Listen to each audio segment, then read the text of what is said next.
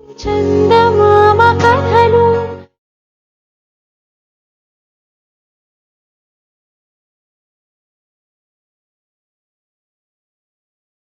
Hi everyone.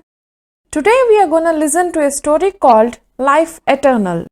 While Brahmadatta was ruling Benares, he had a vassal called Chirayu. Nagarjun, who was an incarnation of Bodhisattva, was a minister of Chirayu. Nagarjun was both kind and charitable. He was also an expert in chemical and herbal preparations.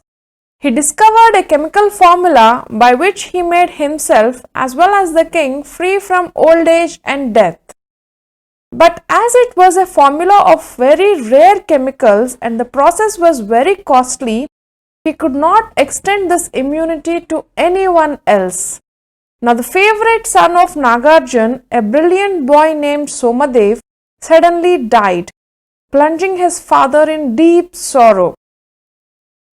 There will be no more deaths, Nagarjun swore. I shall find the means to conquer death at all cost. Chemicals were very costly and too limited to serve entire humanity. So Nagarjun carried on his researches with herbs intensely and for a long time. At last they bore fruit and he was in the final stage of preparing Amrit or the nectar of eternal life. Indra, the ruler of heaven, was annoyed when he heard of Nagarjun's experiments. He called upon the Ashwins, the divine physicians, and told them, "Go to earth and frustrate the experiments of Nagarjun by every means at your disposal." The Ashwins changed themselves into human beings and called on Nagarjun. "O wise minister, being yourself a past master in administration, why have you embarked upon a scheme which would upset the entire administration of the universe?"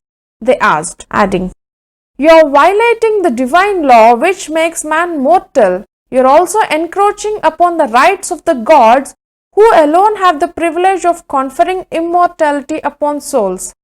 It's not proper that you should take upon yourself the task of removing the distinction between mortals and immortals. You are no doubt aggrieved that your son had died, but we assure you he is happy in heaven." Nagarjun was not entirely convinced by this logic, but being a reasonable man, he debated within himself whether his aim was really correct. Soon after this, Jayasen, son of Chirayu, was declared as the future king. Preparations were made and grand festivities were organized for the crowning ceremony. In the meantime, the Ashwins returned to Indra and reported to him that they had not succeeded in persuading Nagarjun to give up his quest for universal immortality. So Indra disguised himself as an old Brahmin and went to the crown prince, Jayasen. "I am sorry for you, young man," he said. "Though you are the crown prince, you have no future as a king. You must be aware that Nagarjun has already made your father immune from old age and death. You will therefore die only as the crown prince." Jayasen was now crestfallen on hearing this. He would never get a chance to sit on the throne.